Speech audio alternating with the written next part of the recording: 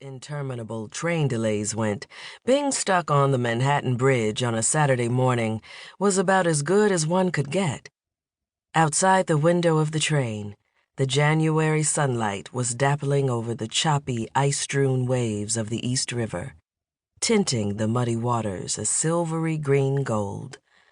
The cold blue of the morning sky seemed endless as it stretched out over Brooklyn on one side and Manhattan on the other, holding all the promise of the recently arrived new year.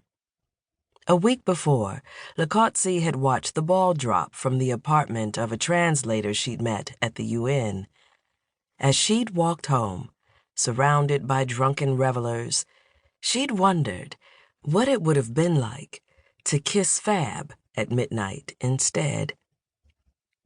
No thoughts of her today. Enough.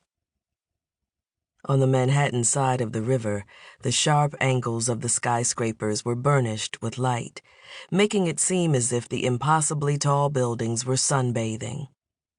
New York City didn't have majestic mountains or roaring waterfalls or rolling plains like her homeland, but it was a beautiful city in its own way. It deserved better than to be the receptacle of memories that impeded her forward motion like a badly tailored suit that was too tight at the knees and elbows. Likotsi had been working double duty as assistant to both Prince Thabiso and Naledi, his betrothed, for months.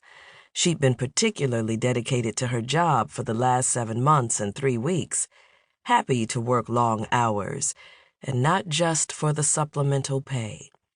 Thabiso had gone from gently asking that she work less to outright commanding it.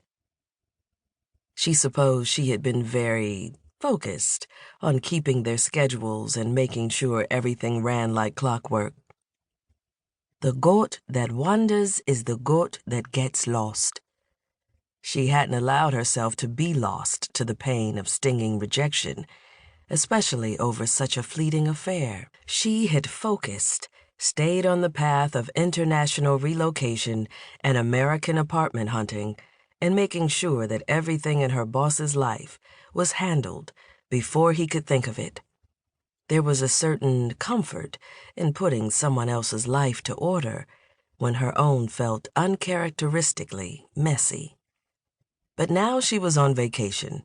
The last time she'd taken time for herself in this manner had been, coincidentally, 8 months before, when Thabiso had been busy hiding his royal identity while wooing Naledi.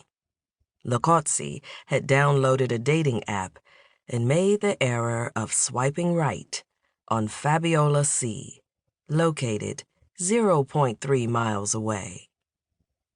Fab. Fab's bio had been 7 words: math, jewelry, dressing down as giving in, dark brown skin, Betty Page bangs, and an hourglass figure were what had initially caught Likotsi's attention. Personality, talent, and drive were what had held it fast. An immediate, theretofore unknown connection was what had made Likotsi sure Fab was the one. Fab's blunt, cold breakup had shattered that illusion, but the shards remained. Text, Fabiola C. I can't do this. You're leaving, right? It was fun. Let's stop before it's not. Likotsi had thought the hurt would fade, eventually. It had been a temporary fling, after all, and she was no slouch at those. While Thabiso had formerly held the title of the Playboy Pan-Afrique, Likotsi had fared just as well in her own dating sphere, minus the fuckboy tendencies.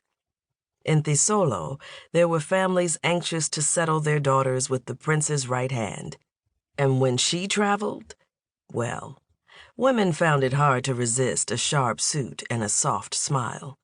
Surely a woman she'd only spent a few nights with shouldn't have done her heart more than a glancing blow. If Likotsi's obsession with efficiency had taught her anything, it was that sometimes it was the briefest setback that toppled everything afterward like dominoes.